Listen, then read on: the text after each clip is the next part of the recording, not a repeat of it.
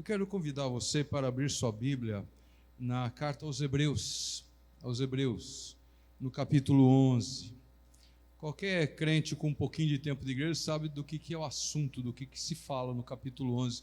Há um tema só neste capítulo, não é? Mas eu gostaria de, agora nessa noite, meditar sobre esse texto. É o mesmo texto que eu meditei lá na Igreja do Calvário hoje pela manhã. É um texto importante, então eu quero fazer antes da leitura uma exposição, uma narrativa para ajudar aquilo que eu vou falar depois também. Eu tenho o costume na igreja de pregar continuadamente, então nós estamos pregando em Hebreus há bastante tempo lá na Igreja do Calvário. A carta aos Hebreus é uma carta inspirada por Deus. Nós somos daquela parte da igreja cristã chamada ortodoxa, ou seja, nós acreditamos que a Bíblia toda é inspirada por Deus, não há aqui nenhuma coisa que não venha da parte do Senhor. Então o autor da Bíblia, na última instância, é o Senhor nosso Deus, não temos dúvidas sobre isso. Quanto aos autores humanos, algumas vezes é muito claro, algumas vezes não é claro. E este é o caso da carta aos Hebreus. Há um debate sobre quem teria escrito essa carta. Uma parte grande dos estudiosos acha que foi o apóstolo Paulo. Outros trazem argumentos interessantes para dizer que não foi. Não faz diferença nenhuma, na verdade, na importância do que está exposto para nós. Mas alguma coisa é bom nós lembrarmos ou aprender, se for o caso, alguém que não saiba sobre isso.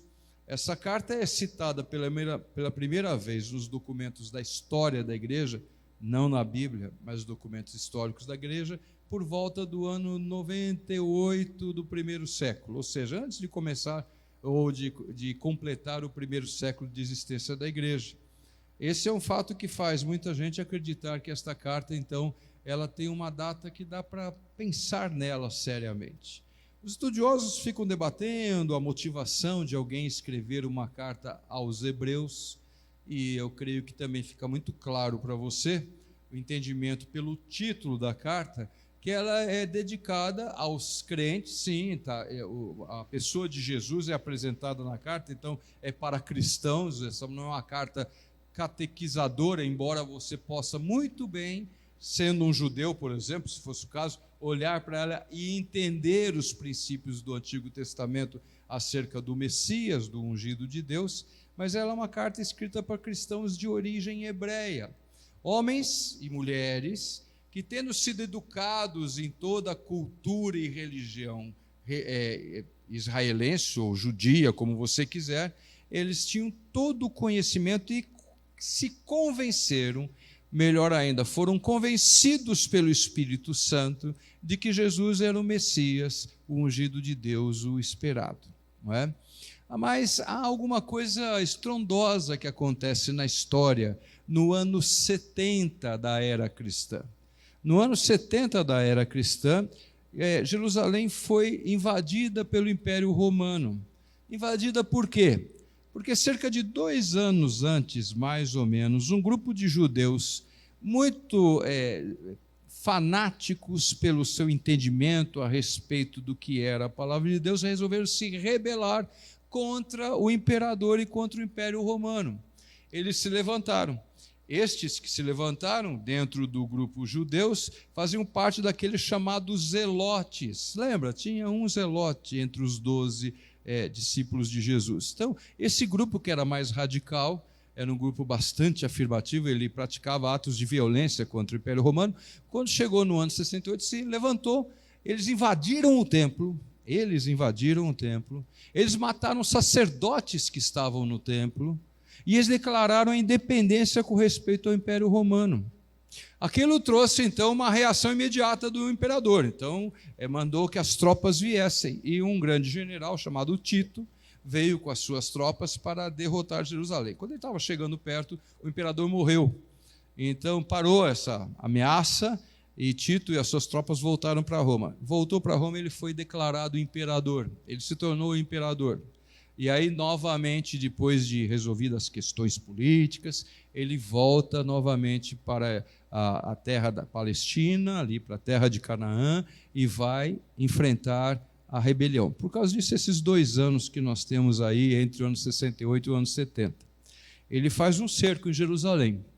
Esse cerco dura muito tempo. Tudo isso que eu estou falando para vocês, nós encontramos em livros de história, especialmente de um historiador de origem judaica, chamado Flávio Joséfo. Ele descreve isso, ele tem alguns livros que ele fala dessa história desse. E ele é personagem importante, porque ele mesmo era zelote. Ele fez parte no começo da revolta contra Roma. Depois, claro que ele não vai dizer o motivo, mas ele passa para o lado dos romanos, né? E ele escreve, ele conta as coisas que aconteceram.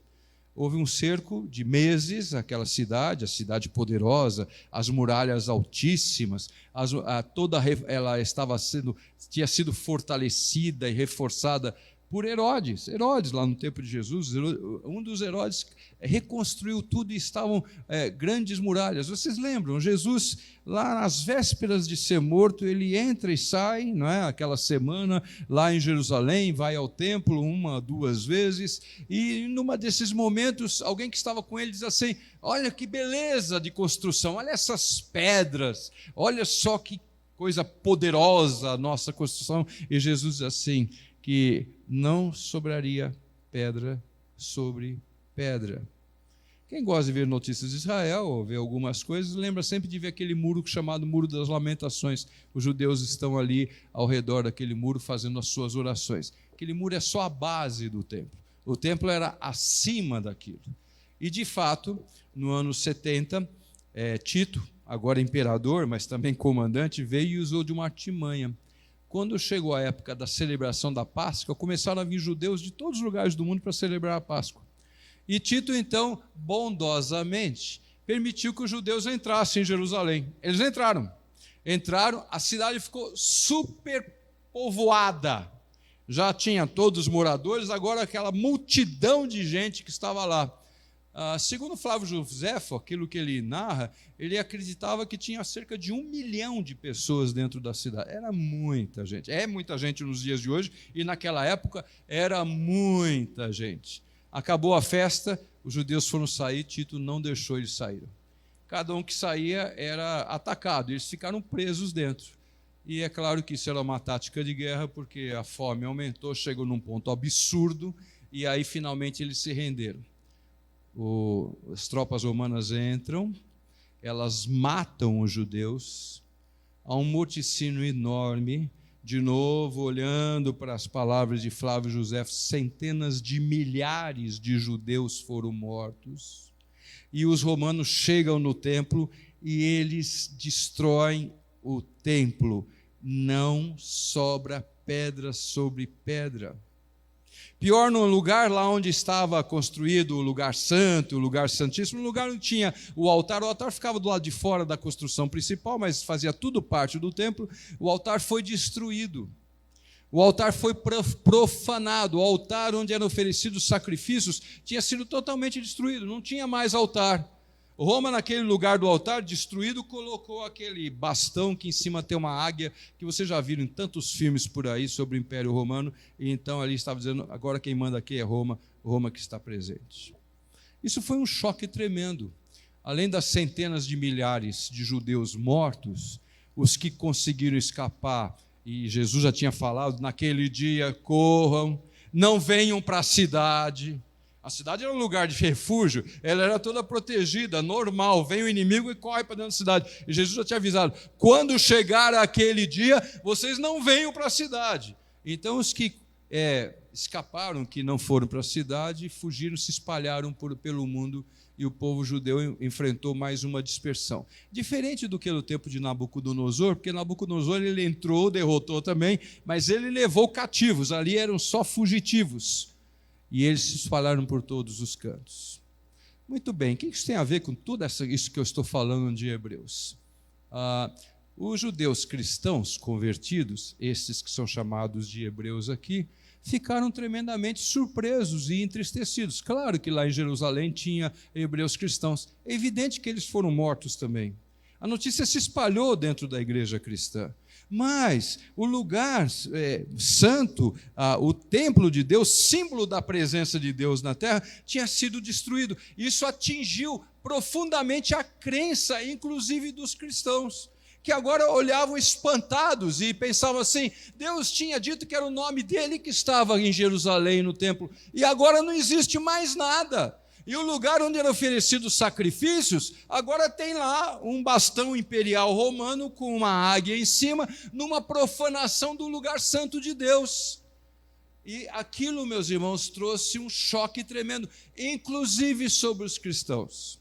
Eu participo com aqueles que creem que esta é a explicação do assunto pelo qual foi escrito Hebreus. Esses são os estudiosos que fazem essas pesquisas. É evidente que eu não fui lá em Jerusalém, não fiz essa pesquisa, mas muita coisa está escrito e eu participo desse pensamento. E o que faz o autor aos Hebreus? Ele vai dizendo àqueles cristãos que estão lá ainda abismados com aquilo, aquele assunto terrível, aquilo que eles podiam ver. Então era espantoso, as notícias eram terríveis, a fé destes cristãos também estava abalada. É evidente que eu não estou nem me referindo aos praticantes do judaísmo, porque é algo terrível. Havia leis rituais obrigatórias que eram realizadas constantemente. Havia o dia do perdão, o chamado Yom Kippur, um dia especial, um dia por ano, o único dia que o sumo sacerdote passava a cortina para estar lá dentro para oferecer sacrifício pelo povo e pedir o perdão de Deus, que Deus fosse propício ao povo. Por causa disso tinha um lugar lá chamado propiciatório, a tampa da arca, onde era aspergido o sangue dos sacrifícios, para que o Senhor olhasse para a sua lei, que está ali dentro da arca, e se olhasse para a lei, ele ia perceber: nenhum ser humano cumpre a lei, todos são pecadores, e agora olhando de cima, o Senhor vê ali o sangue aspergido, e ele então satisfaz a sua ira pelo sangue, primeiro dos cordeiros, dos cabritos, das novilhas, de todo tipo de sacrifício que era feito, as pombinhas que era lançado ali. Agora há um sacrifício completo, que é Jesus. Jesus é o Cordeiro de Deus, este que vem ao mundo, esse que vem para derramar seu sangue para pagar a culpa. E quando Jesus morre, vocês devem lembrar muito bem, este véu que separava o lugar santíssimo, ou santo dos santos, conforme as traduções, do lugar santo, no qual só podiam entrar os sacerdotes, o pátio externo, lugar para os judeus, o lugar interno coberto, o primeiro lugar santo, somente para os levitas autorizados a fazerem os seus ritos conforme fossem, e depois o lugar santíssimo, que era o lugar onde só entrava o sumo sacerdote uma vez por ano para oferecer sacrifício por todos e alcançar por Deus. O véu se rompe, agora não há mais separação. E quem escreve a carta aos Hebreus, no capítulo 10, imediatamente anterior a esse, diz assim: então agora nós nos aproximamos e nós entramos, nós temos livre acesso ao Senhor. Enquanto o judeu bate no seu peito e na sua cabeça em desespero e fala: eu não tenho mais como fazer sacrifício pelo meu pecado. E isto foi um problema enorme, que houve reuniões de rabinos através do tempo que resolveram suspender os sacrifícios até que o templo pudesse ser reconstruído, sonho de muito judeu até aos dias de hoje. Quem escreve a carta aos Hebreus, inspirado por Deus, diz: não há necessidade de mais nada disso. Não, por que vocês estão preocupados com o altar derrubado? Por que vocês estão preocupados com um templo do qual não sobrou uma pedra sobre outra pedra? Por que vocês imaginam que isso significa que Deus afastou sua mão, ou não é poderoso, ou não cumpre suas promessas? Por que vocês pensam isso? Então quem escreve esta carta diz assim: Deus cumpriu toda a lei não foi abolida por Jesus, ela foi cumprida por Jesus. E quando o Senhor Jesus faz o sacrifício perfeito, Ele o sumo sacerdote, ao mesmo tempo Ele o cordeiro sem mácula, porque nunca pecou, Ele é o sacrifício, Ele é o sacrificador, Ele oferece ao Pai, e agora o seu sangue é derramado, e Ele traz a nós essa perfeita e abençoada certeza de salvação. É isso que está sendo anunciado, e o escritor da carta fala para cada um de nós, você e eu. Sabe, meus irmãos, a razão da existência de uma igreja pode ser várias, tem coisas variadas na história que faz um grupo de crentes se reunir, resolver começar a cultuar a Deus, estudar a palavra, escolhe um pastor, ou tem um pastor, enfim, um missionário, seja o que for, ela começa a se organizar, e nós temos algumas coisas que exigem organização de igreja dentro do nosso manual presbiteriano, por exemplo. A primeira igreja presbiteriana organizada no Brasil foi organizada com 2 pessoas, 3 pessoas. Então, essa questão de número que nós hoje temos, é claro que nós estamos vivendo em outras épocas daquele início, mas é o povo de Deus reunido. A igreja de Deus é o povo do Senhor, o povo que crê no nome do Senhor, é o povo que acredita que o sangue de Jesus foi derramado por si mesmo, e esta é a realidade, e só pode ser essa a razão da existência, por exemplo, da igreja presbiteriana Morumbi Sul, e só pode ser essa a razão da existência, por exemplo, da igreja presbiteriana do Calvário, e só pode ser essa a razão da existência de qualquer outra igreja, mesmo com outras denominações, igrejas irmãs nossas, que amam o Senhor. É porque temos a fé na obra do Senhor. E aí, então, a explicação aqui do texto, depois dessa longa introdução, longuíssima narrativa, eu passo a ler aqui Hebreus 11, de 1 a 7. Diz assim a palavra de Deus: Ora, a fé é a certeza de coisas que se esperam, a convicção de fatos que se não veem. Pois pela fé os antigos obtiveram um bom testemunho. Pela fé entendemos que foi o universo formado pela palavra de Deus, de maneira que o visível veio a existir das coisas que não aparecem. Pela fé, Abel ofereceu a Deus mais excelente sacrifício do que Caim, pelo qual obteve testemunho de ser justo, tendo a aprovação de Deus quanto às suas ofertas. Por meio dela, também mesmo depois de morto ainda fala. Pela fé, Enoque foi trasladado para não ver a morte. Não foi achado, porque Deus o trasladara, pois antes da sua trasladação, obteve testemunho de haver agradado a Deus. De fato, sem fé é impossível agradar a Deus, porquanto é necessário que aquele que se aproxima de Deus creia que Ele existe e que se torna galardoador dos que o buscam. Pela fé, Noé, divinamente instruído acerca dos acontecimentos que ainda não se viam, e sendo temente a Deus, aparelhou uma arca para a salvação de sua casa, pela qual condenou o mundo e se tornou herdeiro da justiça que vem da fé. Algumas informações às vezes nós temos e que nos levam a ter pensamentos equivocados. Por exemplo, a ideia de que o povo de Deus ele difere no Antigo e no Novo Testamento. É evidente que algumas coisas diferem mesmo, é evidente. Quem estava no Antigo Testamento aguardava o Messias, não conhecia o Messias, então há coisas diferentes. O próprio Senhor Jesus disse que aqueles que estavam com ele seriam maiores até do que João Batista, não é porque veriam o cumprimento da promessa. Mas, de certa maneira, às vezes nós pensamos que são coisas separadas, não é? E, por exemplo, há alguns que pensam que fé é uma marca da igreja no Novo Testamento e que o Velho Testamento não tem nada a ver com fé. É um problema sério para quem pensa assim encontrar este capítulo 11, porque é evidente, até pela época que foi escrito, que ele só tem exemplos do Antigo Testamento. E de todas estas pessoas que são citados aqui, homens e mulheres, citados no capítulo inteiro, não só o pedacinho que eu li, mas todo ele, há tantas pessoas, tantos homens e mulheres que, segundo o testemunho do autor, inspirado por Deus, viveram por sua fé. E é isso, meus irmãos, que deve ser marcante para você e para mim também.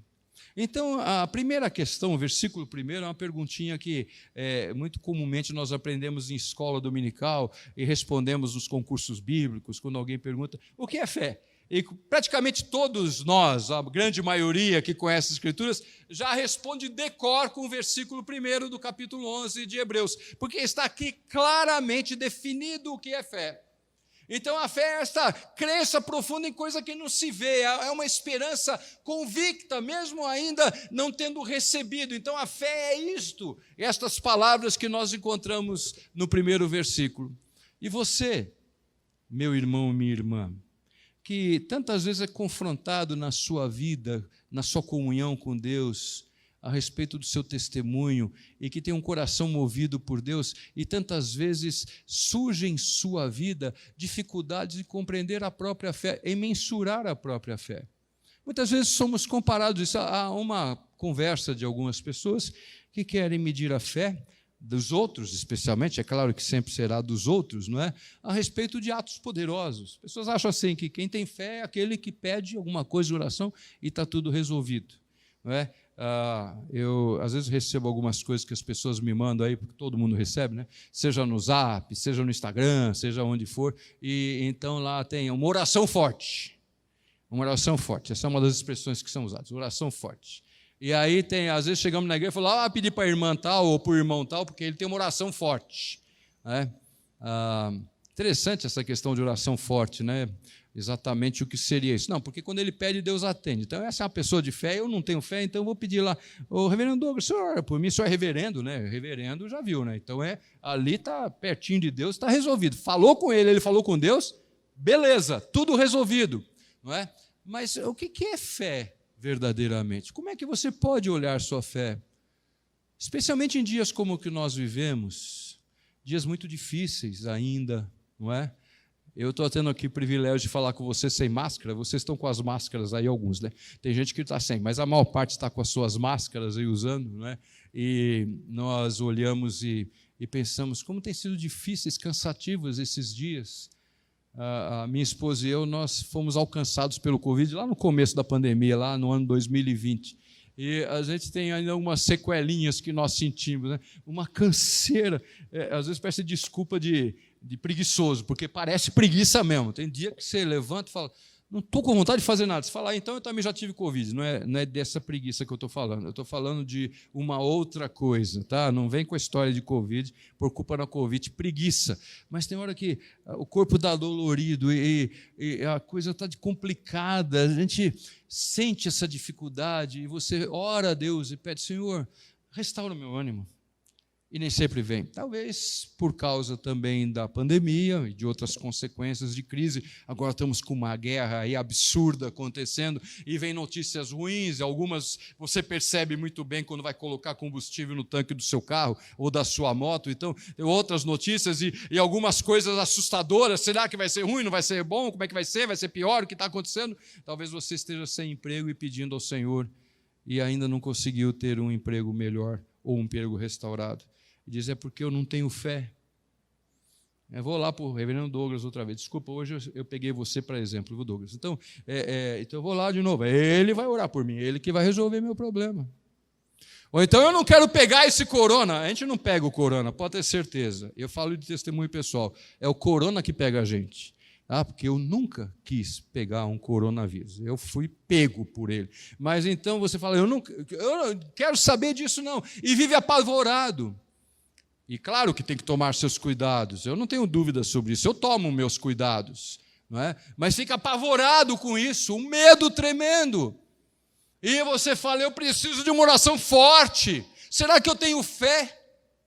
Como é que eu vou saber se eu tenho fé? Afinal de contas, como é que é isso? E então quem escreve aos Hebreus fala a respeito de todos os poderosos atos e feitos de Jesus, cumpridos pelo Senhor no seu ministério e agora oferecidos à igreja. E ele diz então agora que a nossa fé nos dá direito sobre estas coisas. Lembram? Eu vou citar um autor que nós conhecemos. Aqui eu disse, eu não sei quem é o autor humano, eu sei que é o autor divino. Mas eu vou falar de um autor que nós conhecemos, quem é? O apóstolo Paulo. Na carta aos Efésios, capítulo 2, também muitos sabem de cor diversos versículos do capítulo 2 da carta aos Efésios. A carta aos Efésios 2 diz que pela graça somos salvos. Não de obras, para que ninguém se glorie. Pela graça nós somos salvos mediante a fé. E a fé é um dom de Deus, é algo que Deus nos dá. Então, em primeiro lugar, meus irmãos, que você precisa lembrar com questão de fé, é que a fé não depende de você, tá? Não tem a ver com linhagem. Eu sou neto de presbítero, filho de pastor, sou pastor, não é por causa disso que eu tenho fé, absolutamente, não faz nenhuma diferença. Não era porque minhas duas avós eram crentes e eram membros da igreja, no caso presbiteriano, as duas, não é? E então eu sou uma pessoa que tem fé, não, absolutamente, não está no DNA. A fé é um dom de Deus. A fé não é uma possessão familiar. A fé é alguma coisa que Deus dá para nós. E alguma coisa maravilhosa que Ele coloca para nós. E Ele dá a nós essa convicção de coisas que nós não conseguimos enxergar. E se você em algum momento tem dúvida por motivos variados, pode ser porque não teve a resposta de um pedido específico, pode ser porque você está lutando contra um pecado e não consegue vencer este pecado, e você não consegue enfrentar e deixar de lado, seja um vício, seja uma atitude, seja por uma questão de temperamento, não é? Eu gosto, só para falar sobre temperamento, dizer que eu li esses dias, acho que foi Piper, eu não lembro quem foi, alguém citou que um dos autores conhecidos, ele diz assim, a carne fraca é uma verdade para falar sobre o fato de que nós somos vulneráveis, mas carne fraca não é desculpa para cometer pecado, não. Eu sou assim mesmo, sabe? Não tem jeito. Eu sei que eu não tenho jeito, não é isso não, você tem que batalhar para você fazer a vontade do Senhor. Não vem com essa história de que carne é fraca mesmo, então, não, é assim mesmo, eu sou desse jeito. Não, você tem que trabalhar por isso, mas a fé que Deus coloca em nosso coração, ela age em nós e nos dá uma segurança muito grande, e nós vamos mensurar essa fé pela, talvez, manifestação mais preciosa de todas, e que está aqui no texto que nós lemos, está aqui no versículo 6. Está aí com sua Bíblia aberta ainda? Eu não sei se está aparecendo lá atrás, eu sei que já apareceu, mas versículo 6 de Hebreus 11 diz assim, de fato, sem fé é impossível agradar a Deus, porquanto é necessário que aquele que se aproxima de Deus creia que Ele existe e que se torna galardoador dos que o buscam. A coisa mais especial e a melhor manifestação de fé é crer em Deus. Não é o milagre que Deus faz porque eu pedi. Não é porque eu tenho uma bela voz e eu canto muito bem os cânticos. Que bom que se tiver bela voz, cante mesmo, ótimo. Você tem talento para tocar, toque, não tem problema, ótimo. Mas não é isto que mostra a sua grande fé. A sua fé é a crença que você tem em Deus, porque isso foi Deus que colocou no seu coração. Não é porque você é muito inteligente. Não é porque tem uma capacidade de compreensão maior do que as pessoas, tem um QI acima de toda a média, não é isso não. A crença que você tem em Deus é a prova viva dentro de você de que você é alguém que recebeu um presente dele mesmo, a fé. Porque se nós lemos aqui, inclusive na liturgia, o Salmo 19, versículo 1, eu ia colocar isso no sermão mesmo, viu, Marcelo? Não foi porque vocês leram, mas, na verdade, é isto mesmo. Salmo 19, versículo 1, diz que os céus proclamam a glória de Deus e o firmamento anuncia a obra das suas mãos. Então, a manifestação de Deus é feita pela obra da criação do Senhor, ao ponto de Paulo, escrevendo aos Romanos, dizer assim, ninguém vai ter desculpa no dia do juízo, dizendo, eu não sabia que o Senhor existia. Paulo fala isso, lê o primeiro capítulo lá da carta aos Romanos, ninguém vai chegar e falar, ninguém me falou, eu não sabia. E Paulo diz assim, o homem é indesculpável diante de Deus, porque Deus se revela. Mas não é suficiente para tantas pessoas. Não é suficiente para tantas pessoas ver, olhar a maravilha, a harmonia. Eu sei, alguns são adeptos assim de dizer, não, existe um design inteligente, mostra que tem alguma sabedoria por trás de tudo isso. É verdade, está lá, alguma prova nós temos acerca de tudo isso. Mas é muito mais do que isso. Nós cremos num Criador, ser pessoal, que nos fez e que administra todas as coisas, está no comando de todas as coisas. Você fala, mas por que então que eu estou usando máscara? Por que eu tive doença? Por que eu tive internado? Por que minha mãe morreu no meio da pandemia? O meu irmão, meu vizinho, meu pai, meu avô, qualquer pessoa, e alguns de nós têm esse luto, essa tristeza no coração. Por que tudo isso? Se você tem esse tipo de pensamento, e que faz parte da nossa pequena fé ou das nossas limitações, leia o capítulo 8 de Deuteronômio, não agora, é claro, estou pregando, mas leia o capítulo 8 de Deuteronômio. E Deus fala ao seu povo assim, olha, eu provei vocês, eu fiz vocês passarem pelo deserto. Desculpem, eu vou lembrar uma brincadeira que eu fiz com uma pessoa que eu conheço e que eu faço algum trabalho com ela, e ela teve 3 vezes o Covid. Falei, então você teve o Covid originário, depois você teve o Delta e teve esse último agora, chamado de Ômicron, mas já estão falando em outro tipo. Ela falou, pastor, eu já tive. Falei, não, fica tranquilo que eu ouvi dizer que tem só mais 159 tipos de Covid. E então só vai ter mais 159 tipos em cima do céu. Ela falou, pastor, para com isso. É evidente que eu estava brincando com ela. Não é? E nós esperamos em Deus que isso passe logo, mas estamos sendo provados. Mas Deus em Deuteronômio 8 fala para o povo assim, eu provei vocês. Eu fiz vocês andarem 40 anos no deserto. E eu não estou profetizando 40 anos de Covid. Por favor, ninguém me entenda mal. Mas Deus fala assim, eu provei vocês 40 anos para ver onde estava o coração de vocês. Onde está o seu coração? Aonde está a sua fé? Vocês creem em mim? Andar no deserto não pode ser agradável. Não pode ser agradável. Havia uma nuvem durante o dia, ela trazia sombra, acredito eu. Então, certo conforto, mas mesmo assim não deve ser muito legal você ficar andando um dia inteiro na areia. Você vai para a praia, acha legal ir para a praia, você pega a sua sandália, senta lá na sua toalha, aí você vai para o mar e você larga a sua sandália e vai queimando o pé na areia até chegar na água. Não é assim que acontece para a gente quando a gente vai para a coisa? Imagina, 40 anos pisando em areia quente. Mas não é só isso. O deserto à noite é frio, é gelado. E aí tinha uma coluna de fogo que trazia calor, trazia luz à noite, mas ainda assim é deserto. Não podia ficar pensando o que nós vamos comprar esta semana no shopping, porque não tinha shopping. Não tinha variedade de roupa. Era a mesma roupa, de pai para filho desde 40 anos atrás. Sandália, a mesma coisa. Não tinha modinha. Você está usando essa sandália? Isso não se usa mais hoje. O que é isso? Não tinha, era aquilo mesmo. Comida. O Senhor manda codorniz.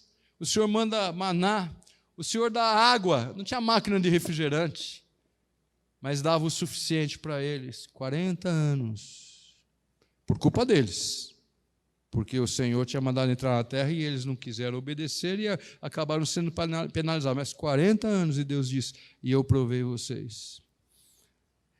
O nosso coração tem que estar firme com o Senhor, porque nós precisamos crer no Senhor. Nós não podemos esquecer o Senhor, não pode ser uma dor de dente, um coronavírus, ou outro tipo de vírus qualquer, uma influenza qualquer, e com qualquer que eu estou falando, eu não estou menosprezando o sofrimento de dor, tá certo? Há dores terríveis, tremendas, não é? Então não estou falando isso, mas não pode ser qualquer tipo de tristeza destas coisas, das mortes, do luto, que nos fazem esquecer de Deus. Nós precisamos estar firmes, nosso coração no Senhor. Não é só crer em Deus, você vê aí no versículo 6, ele fala que é necessário que nós creiamos que Ele existe e que Ele se torna galardoador, que Ele nos dá recompensa.